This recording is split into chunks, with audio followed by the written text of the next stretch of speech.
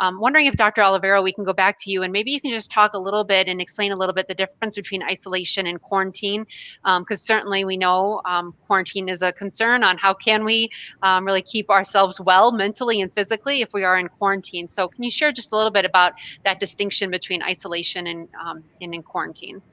Yeah, absolutely. And this is a very common question that we get, and one that is very easy to get confused. So the first term is isolation, which when we're talking about infections, or in this specific case, COVID-19, self-isolation means that you are infected with the novel coronavirus. You've been found to have a test positive, or the doctor that you see wasn't able to do a test, but they think that your clinical symptoms fit the picture for COVID-19. So you're deemed to be infected. And during that period in time, you really want to minimize or prevent completely the spread of the virus to anybody else within your household and within the community. So what you have is a period of self-isolation where you take yourself out of the community, you isolate yourself because you are positive with the virus. There's a risk that you will spread it to other people. And so you stay in your home. You don't use any other shared objects with other people. You avoid kissing, hugging, using the cups and utensils, and wearing a mask at all time, especially if you're around other people.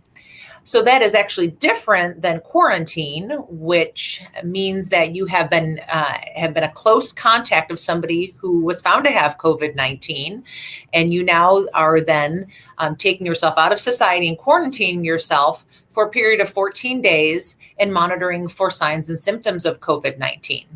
So I think one of the reasons it gets really confusing for people is not only the terminology, but because isolation or self-isolation when you are infected with COVID-19 lasts about 10 days from when your symptoms started, assuming that by the 10th day, your fevers are gone, you're feeling better, you're no longer having active symptoms. However, as we all know, quarantine lasts for 14 days.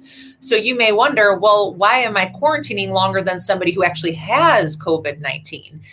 And that's because the range of time that people develop symptoms of COVID-19 after an exposure is highly variable. It can be as short as 4 or 5 days or as long as 12 to 14 days. So that's why that period of quarantine is 14 days long. And I know it is difficult and it can be really challenging, especially if you have a lot of other people in your household, but we really encourage folks to isolate themselves as much as possible and prevent the spread, and certainly to not spread it outside of the household.